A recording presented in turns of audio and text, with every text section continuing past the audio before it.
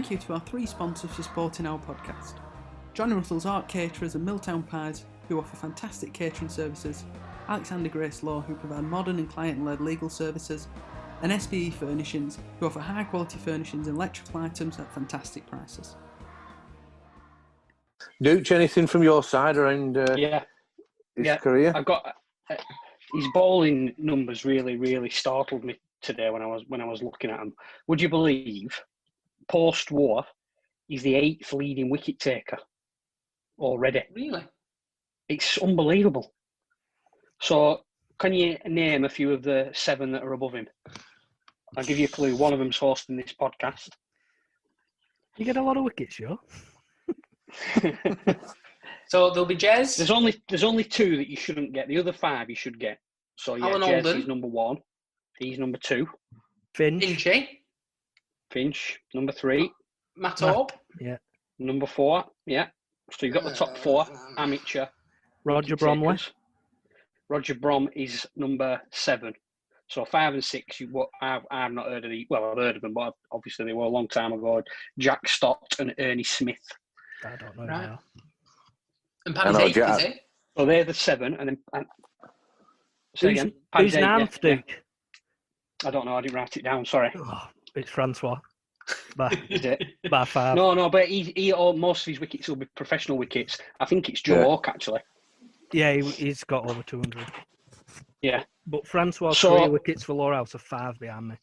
So all right, okay. Just Well, he'll never count because his amateur wickets are comparable to yours because pros get more LBWs, they get more wickets because batters are shit scared of them and stuff like that. So there's no comparison. But the other thing I wanted to say was 277 league wickets at 17.6. On these days of, batter-friendly covered wickets, that's actually the best average in the list. So, like these silly old duffers who go on about how difficult it was to bat on uncovered wickets, and Stan always goes on about how his runs are worth twice as much. Well, that surely would indicate that you should have a much higher average. Well, what I would say to that, Joe, is I don't want to blow my own trumpet, but I do have a tendency of going for a few runs, but taking quite a lot of wickets, which would put my average up slightly. But my strike rate will be quite low. As I think Jess said earlier, quite an attacking off. So I'd quite happily go for 4 or 5 and over, as I feel that they're playing some shots, obviously. Yeah. And it gives me a chance to take the wickets. And that's good to watch. That has been, over the last few years. It is great as a spectator, as me and Dooch are. It is good to see that. Sometimes it can get. Certainly, if it's cold and windy and wet, and you're watching paint dry, it's not that entertaining, to be fair. But Paddy, you've always, when you're out there bowling, it's I know you're always trying to be positive, and the skippers help you out. So if we move on from your performances and what you've done, I've just a few queries that I want to just put to you and just ask you about your thoughts and what really went on and what was in your mind. We listen to your chat now, and whether it's down at the club or wherever we meet up, you're the loveliest man in the world. You get on with everyone. You're so friendly. Joe, your brother, takes the mickey out of you for being, angry and upset at yourself for your batting, etc. But you have been banned a few times. Just tell us what's happened there. What's gone on? I've been banned twice, Jed. It's not that I'd say that's less than a few. How many times have you been banned, Dooch? I've never been banned. Joe Martin? Jez, how many times have you been banned, Jez? No, I've never been banned either. No. I've never been banned, Jez. I'm known as an umpire's friend. Yeah, so go on, Paddy. What's gone on there? I don't really need to discuss the second one.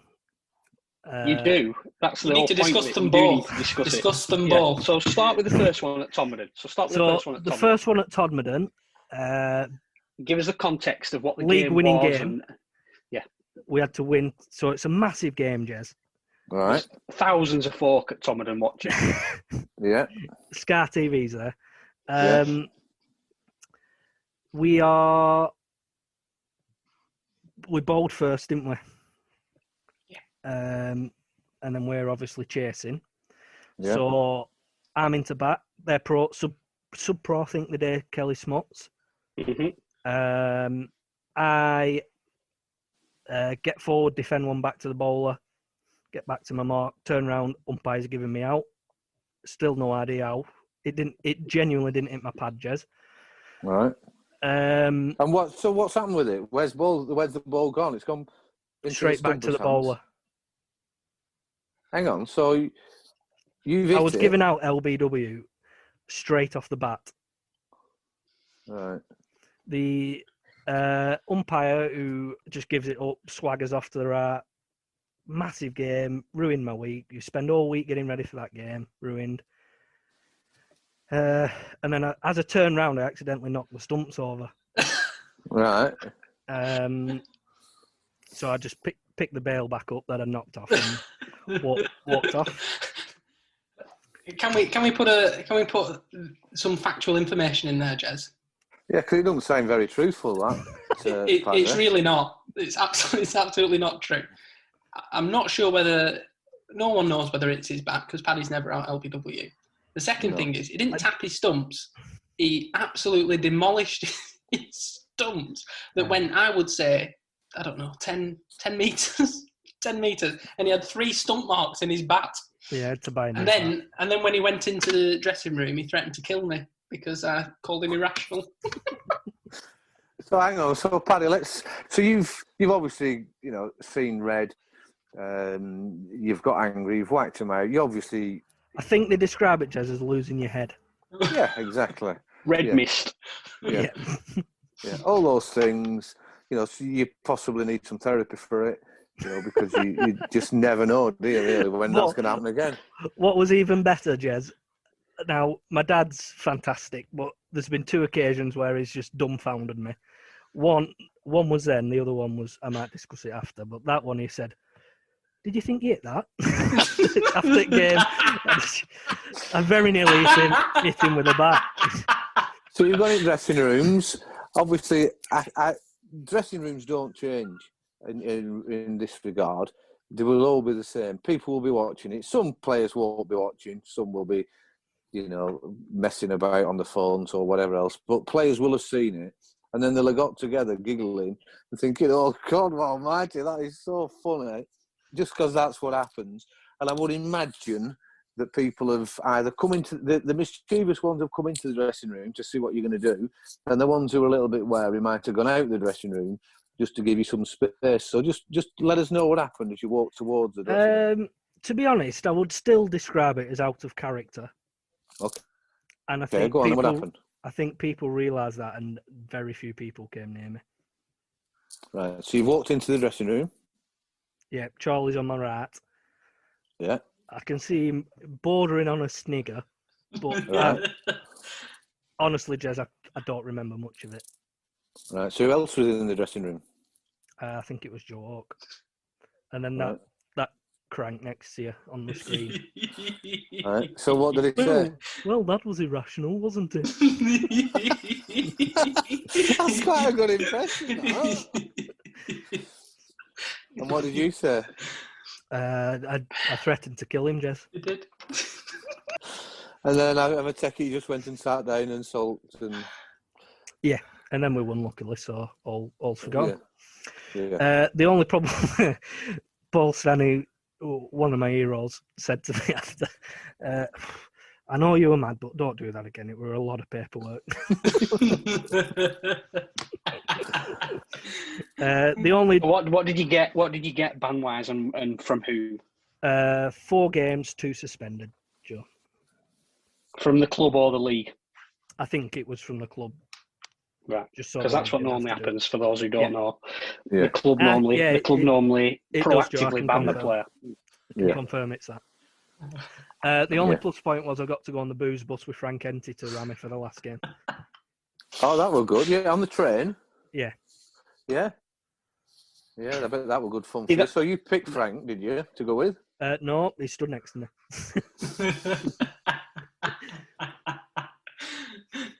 But I've got a lot of time for Frank, so I didn't mind it until he'd had his second can, and then it got a bit risky. See, that's an interesting thing about you losing your rag. I mean, it perhaps would be more understandable if it would have been the last game of the season and there was a lot riding on it. You know, we need to win that game to win the league, and you get stiffed with the bad decisions, so you lose your rag and hit the stumps. But we actually had 2 more games to go. We only needed something like 4 points from the last 3 games to win the season. So we were going to do it. There was not much jeopardy involved, and you still lost your rag and smashed the stumps to bits. Yeah. Well, one of my great friends, Corbus, he obviously weren't playing at the time because he'd gone back home. And he just texted me just with a silly man. That's how he'd say it. And that was all it had, silly man with a full stop. He had to do a John Terry, Jez. Put his whites on for end of season. For his last game. So is that what you actually times. did? You put them on, did you? Only for the pictures, Jez. Right, okay. Yeah, so go on then. Let's have a discussion about your second ban. What happened there? Another big game, Worsley Cup final. LBW nicked it onto my pad. Just sort of went like that, walked off, then umpire banned me. I don't think the umpire banned you. I think it was probably the league or the club again. He gave me a level 1 warning, which is a ban. Right. So you got banned for simply raising your hands after being I had given my out. bat in my hand, obviously. Right. Yeah. So yeah. So you in a threatening manner, Your Honour. Pointing your back towards the umpire. I didn't point the bat towards the umpire. That's the emoji, Jez. Yeah. I had that hat on as well. Because I spoke. I mean, on the face of it, I spoke to some of the Burnley lads after the game, and they couldn't believe I'd been banned either. But can you remember what he said, the umpire, Pete? I can. I mean, we can't use some of the words, but he just said, "I'm going to have to ban you for that. You've made me look like a." Right. Oh dear. Well, these things happen, Jess. Yeah, and you're over it, aren't you? Now you're over it. So it does interest me. Though. I don't know if anyone will know the answer to this. Do we feel? Let's have a little discussion about. Do we feel, as a cricket club, and we'll have to be careful what we say, that we do get persecuted over the last 10 years or so? The Crompton at home last year, when we played cricket, I think it was one of the bowlers booted the stumps over, didn't it? Yeah, and nothing happens with it. Nothing happened, did it? Nothing. No one. I don't think reported it's or nothing. Worth getting into, Jess, because it's so bizarre what happens. It's just. I'm going to say, I don't know if it's necessarily that we get persecuted. I think the bigger issue is just the staggering inconsistency throughout everything.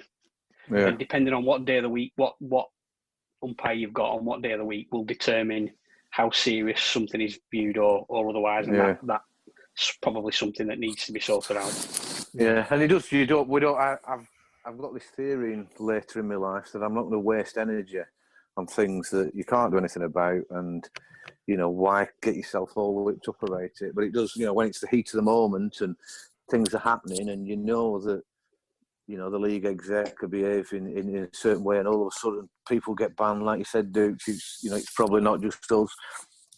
The consistency thing is what really could get would be a lot better. So anyway, so your second ban was around the Cup final. Let's, again, it's a topic. We want to talk about all sorts of things on this podcast. Let's, to arouse our own thoughts and to work, what went on. Talk me through what happened in the 2012 Cup final, Paddy. 2012? Wowzers. Yeah. Well, not much for me, Jez, because I didn't play. Yeah, I know you didn't, but just tell us what happened for like 2 weeks before. So the semi-final was East Lancs. Away. With some great cakes. Hockey was there, pro. Was that right? Was that when we went over to the Bowling Green? Yeah, correct. Cakes? Yeah, that was great. I got a few wickets in the semi-final. But looking back now, I would say I knew then I wasn't going to play in the final. Why would you say that? Because you bowled before me in the semi. I just didn't think I would. Because for no reason. No, when you just get that sort of feeling. I just had the feeling I wouldn't. Looking back now, I realised I had that feeling that I weren't going to play. Then I think were the decision that night, Joe? What happened was there was a rained off game on a Saturday at Rottenstall away. Yeah. Yeah. No. It was just a regular league game on that Saturday. All right. Yeah. And the game was Rottenstall away. Yeah. And everybody was available. That was the night before. So Charlie told me. So Charlie said, you're not playing. We're picking Joe, but you will play in the league for the rest of the season, which bit strange, but I would personally also find it incredibly difficult to pick. I can't say anything against Charlie now. It must have been such a tough decision. And he just went with what he thought was the right decision. Yeah, So, I mean, looking back, now Jez, a bit older, a bit wiser, a lot less, I don't know what word to use, agony about it, maybe. Obviously, at the time, bitterly upset. Yeah. Looking back now, I'm not saying I'd do the same, but I know it'd be incredibly difficult to choose. Do you think it a got out to do with that Joe and Charlie were best mates? No, I don't. I don't. I'd like to say, yeah, but I can't. It's just what Charlie felt was right. Yeah. What's your recollection of it, Duke? You know, the build-up. You've obviously played seconds, were you, on the Saturday against Rottenstall? Yeah, so we, like we have had a few times since, we've probably had 12 first-team players. Myself and Paddy were 11 and 12.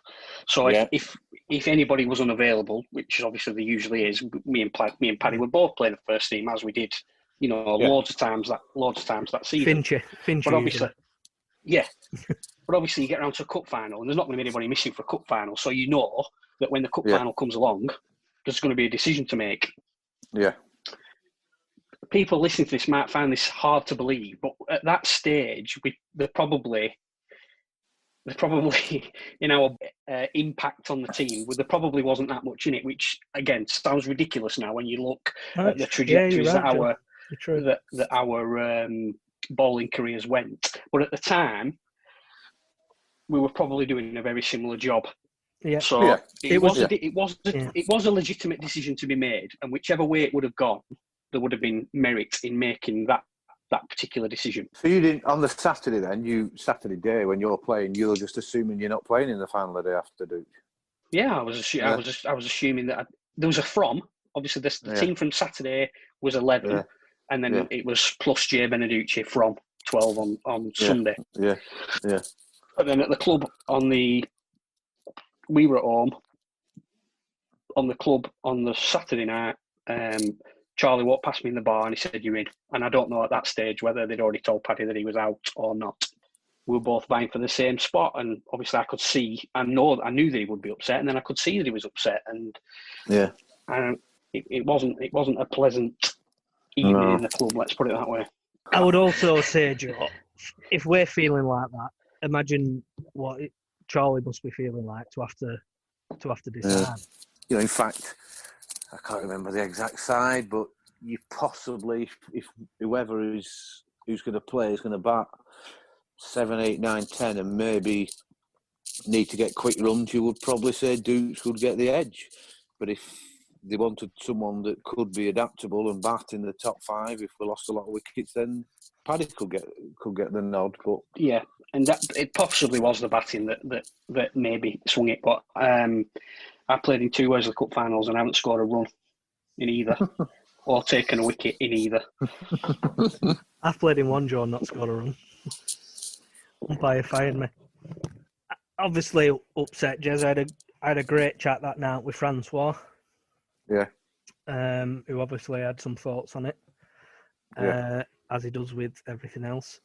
He came and picked me up, went for a bit of a drive. He just talked me through everything, and then felt much better after that. Sort of. Yeah, no, that's good. I'm not saying agreed with it, but I accepted it. Yeah. to be, you are saying the things now about, you accept that it must have been a very difficult decision and one that, which is, you're not going to get it, not so much the decision right, but whatever you do, there's going to be some issues and problems. I think even if they look back on it with hindsight now, I still don't think they know what to do. No. I was stood at the scoreboard end next to the start screen. And obviously we had the 2 drop catches. Yeah. So I'd run on the pitch twice. And remember who dropped those 2 catches, Pat?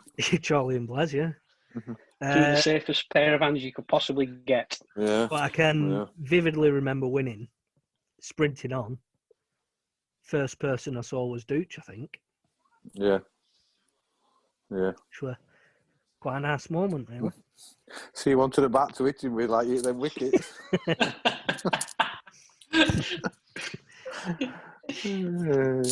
But it is, it's a measure of your Paddy. It is, what makes you and what makes the club so great that you can behave like that, and and you're still there, and you're churning out the runs, churning out the wickets, and and obviously trophies. You've played in some great sides, won quite a few league titles, T20s, Worsley Cups, and everything else. What's your memories around on a brighter note? What's your memories around those victories and those seasons where it's been fantastic to watch? So the 2011 was just unbelievable because we weren't even a good team, really, on paper. And then all of a sudden we're top of the league, we're beating everyone, and people who you didn't think were great players are straight away great players. Just bizarre. Would you agree with that, Dooch? I don't think anyone saw us. No, we definitely didn't go into that season thinking we were going to be doing anything. It was, Jez talked about the expectations around Francois, and we've done it on other podcasts, but we definitely did not at the start of that season think we're going to do something here. It was an underwhelming signing as a professional, no question about that. Yeah. And our amateur lineup, it was okay. Is it the best we ever had? Probably not, but we were all right. We had a lot of bases covered. But what happened to us, and I think this happens a lot in amateur sport, particularly in amateur cricket, is we got on a run, and it was very, very difficult to stop us once we got going. Once we were on a roll, we had momentum, and I'm a huge believer in momentum in amateur cricket. It impacts so many different things before you even walk on the field. Momentum's had an impact. With people, how people train, how people are available, the mindset people turn up to games in. I mean, we've all played in sides where you're playing for nothing and it's June or July or August and you already know that the season's dead and you're literally turning up just because that's what you're meant to be doing. Whereas when you've won the last 7 games and you think that might lead to something, it changes everything, absolutely everything. Yeah, it does. And that's what happened that year more than any other year that I played. That's what got us through that season a lot. Yeah.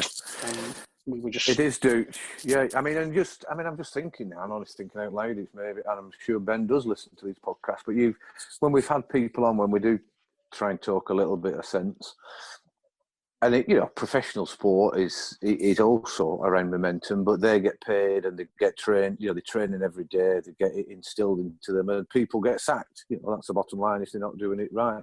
Whereas in amateur sport, it is that momentum. And I think it was Blaise that mentioned about, quite selfishly but correctly, about his batting and how once you start and you start well, then it builds up your momentum, and then you get. You feel like you can't get out, and then when you do have a couple of low scores, it doesn't matter because you've had, you've made up for your scores early on in the season. So is it not something that, and I don't know if other clubs would listen to this podcast, is it something that we as a club should look at, in end of March and in early April, that this is what's got to be instilled into the players, the attitude of, got to win, we've got to get off to a good start, because if you don't, once it gets to the second week in May, which can only be the 5th game sometimes, the season's gone. Yeah. Is it something we should look at? And I'm sure that... I think we are a lot better at that. And, obviously I've talked to Ben a lot, and Paddy and Joe will be in the environment, so they'll know. But my understanding of it is they start every season now with the view that we're already in a title race. Yeah. Because we're a good side, and that's expected of us. But the point about 2011 was that wasn't there at the beginning of the season, because we weren't really giving ourselves that chance until we'd got through, 8 games, and we're thinking, hang on a minute, we actually might be onto something here. Yeah, and that's what makes it even more phenomenal, isn't it? That, you didn't have all those top players. And what did you think of that year, little Joe Martin? I think one of the things that we did exceptionally well was,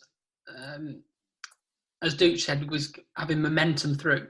But when we did lose a game or we did have a setback, we always rebounded after a loss, or after we tied a game. We always came back and won the next game. There was a period of games where we lost. We lost on the Friday night in the 2020. We got beat by Nelson in the Cup, and then we lost on the Sunday. And prior to that, we were, second or third, and people thought, well, the wheels have come off now. But we just carried on winning. And as Duke said, we had bases covered, but we were an extremely inexperienced team. Except for Dooch, Blaise, Charlie, Finch, and Hassan coming in as well.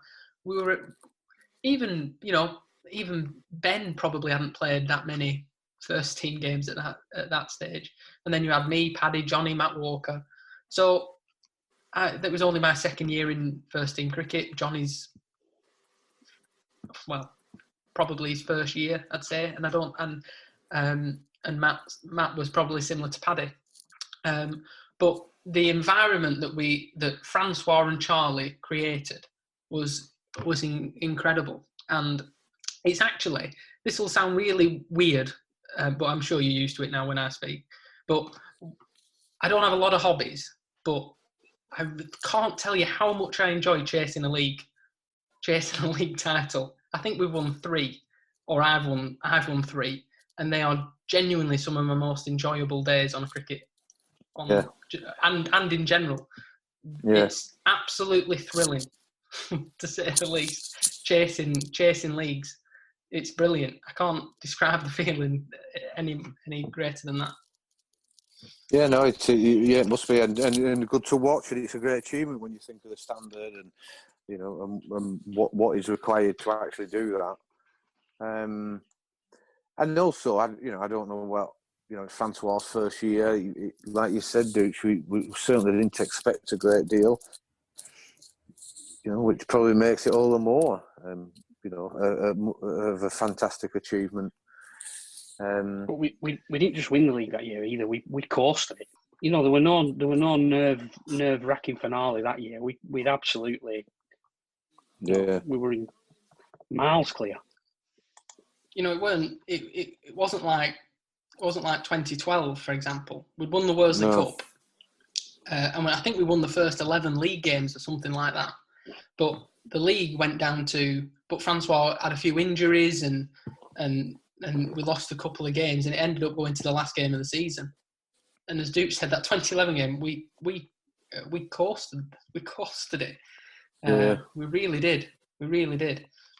Whereas that 2012 season, whilst we probably were expected to win the league, one would say, it was a lot tougher, challenging for both of those things. Yeah, no, it was a fantastic achievement.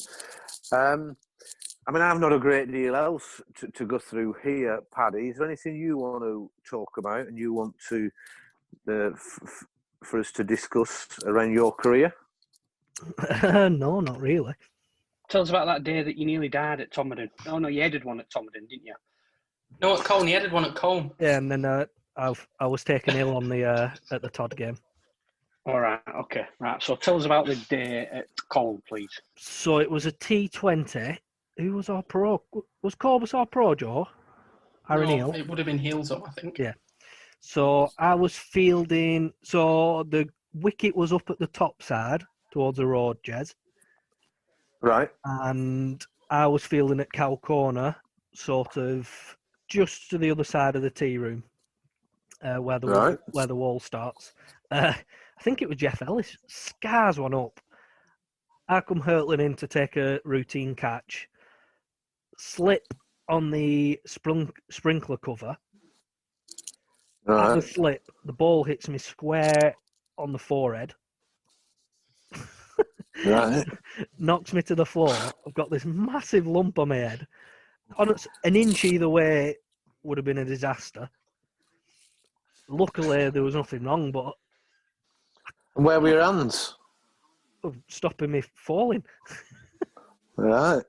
So I properly slip like face first, and as I'm falling, the ball hits me square on the head. And honestly, Jez, it didn't hurt. Right. Were you playing Duke? No, I've just looked at the scorecard. I don't know why I wasn't playing. Ollie Bailey and Matt Marquis were playing, and so I must have been away. Right. Did you play, Joe? Yeah, I played. I was very concerned until it was all right. Can you remember what Dad said to you? Well, I was going to say the two things he's ever said to me. So the one was when at Todd went the LB.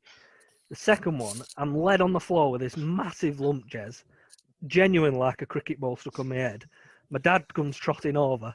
Are you all right? Where's it hit you? I've got this cricket-sized ball on my head. I said, yeah, on my shin, Dad. And the game at Todmorden, Jez, as Paddy said, he was taken ill. It was a really hot day, Right. Jez. Right. And I think the heat just got the better of me. Anyway, I started to perk up a little bit, so I got all my pads on, helmet ready to go. Hang on. Tell us about your how you what built up to Have we fielded first? Yeah, we fielded first. Right, so you've gone out in the field, and what was it? It was just really hot. And Right. I think What colour were your hair then? Wild Autumn Forest at that time. Okay. before it got wavy. Before it got wavy and waved bye-bye to your head. Before it turned eggshell blonde. Yeah, so we fielded first. It was red hot. Okay.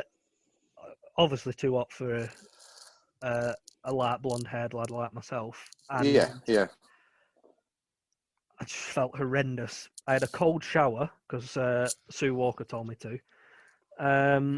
So I had a cold shower, came back out, felt a little bit better, got my pads and everything on, sat next to Blaise. After half an hour or so, Blaise just turned to me and said, "You're not batting." I said, "I feel all right, Blaise." And he said, "You're not. I can't even see your face, you're that white." And I didn't go out on that. So proper sunstroke. Yeah.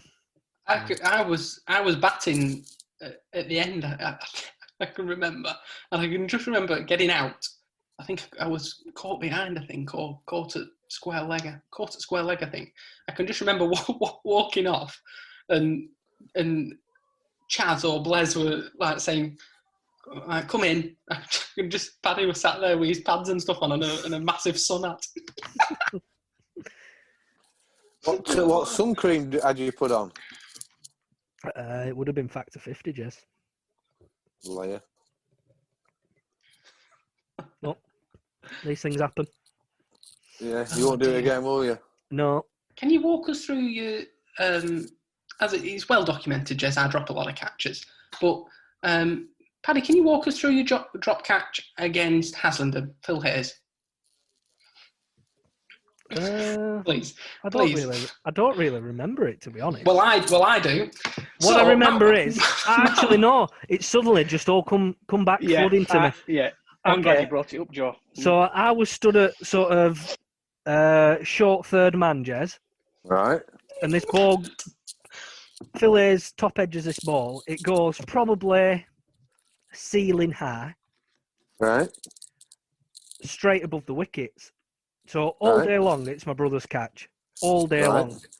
I come running in from short third man to try and take the catch. Why? And I drop it. Because Joe don't go for it, Jez. So I've dropped it, which I will admit was a fairly easy chance. But if Joe goes for it, he's got big gloves on. It's an inch to his left. And he leaves it.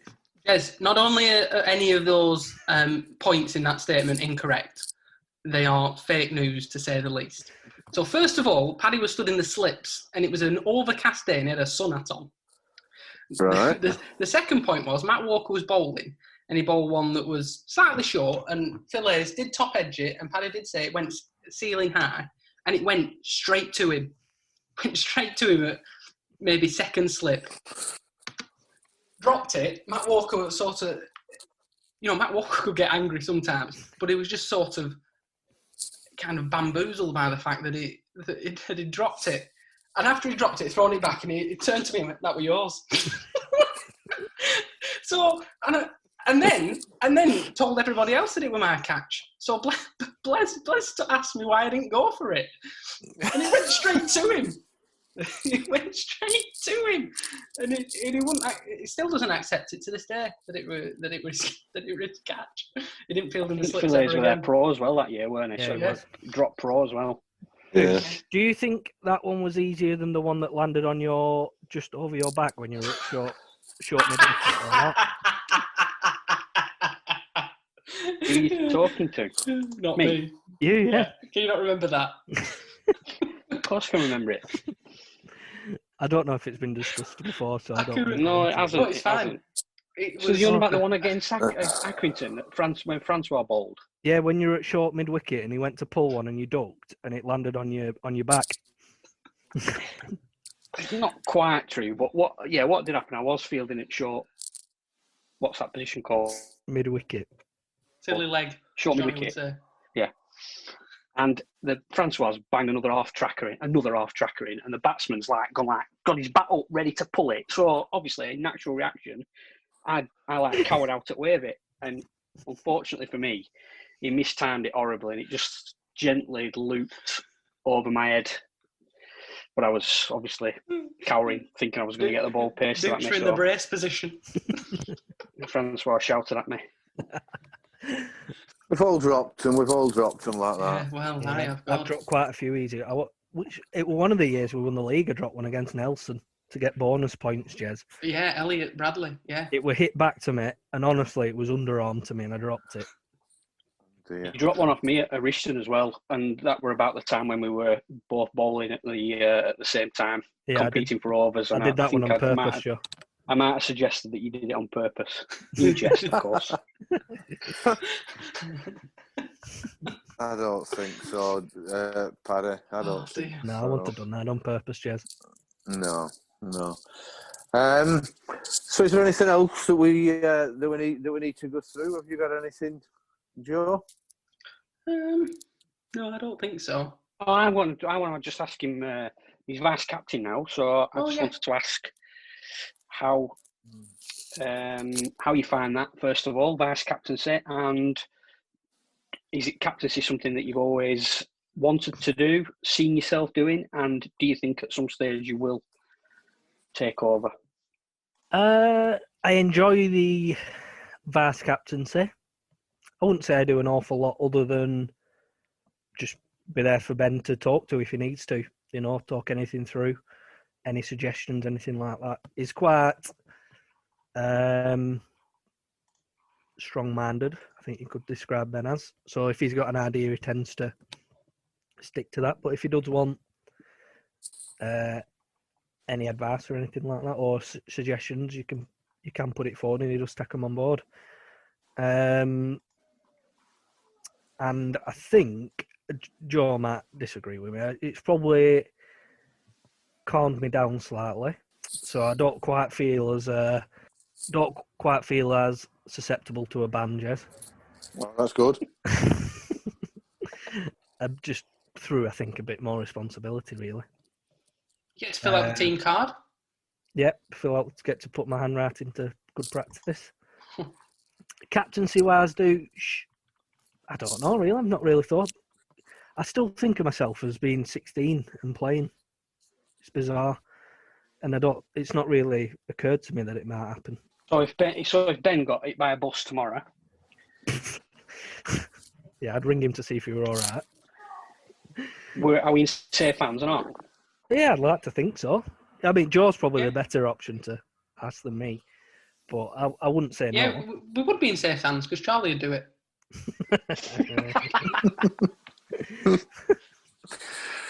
What's your thoughts this year, Paddy? Prospects? You know, the new pro's been officially announced. What's your thoughts on the season and some of the players?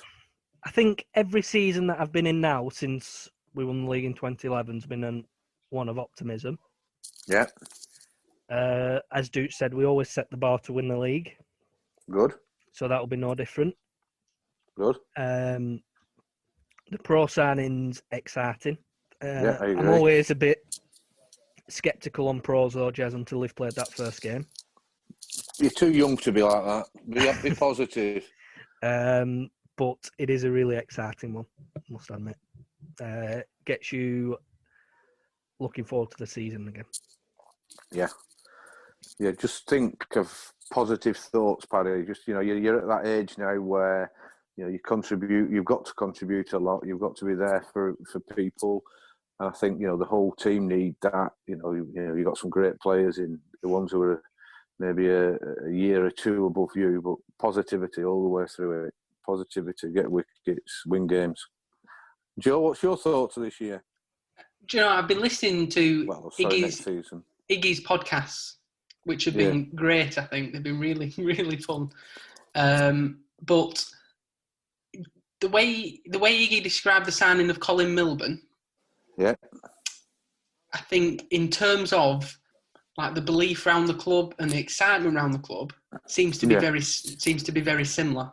I don't go on Twitter or Facebook or anything all that often, but the reception that he's got from Twitter, not only from our own fans, but just from people round the country, really, who hold him in such high esteem, I found absolutely incredible.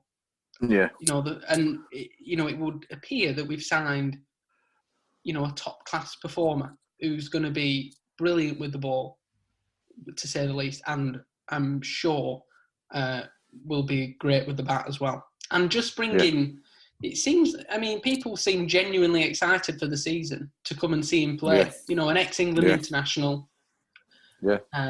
quality left-arm spinner. It's going to be... He also, Jez, has a great attitude, but he's got a great sort of excitability about him. Right, so when you talk to him, enthusiasm of cricket. Absolutely. Yeah. When you talk to him and listen to him, he's really, really keen. Good. So he obviously is a fantastic one-day bowler, 2020s or the one-day internationals or one-day counties, and so he will do a lot with it, won't he? Paddy. You bowl your off spin. I know you've got that arm ball there and one that just drifts away. I'm sure he'll have various different balls that he's going to bowl. Are you thinking of standing up to him, Joe?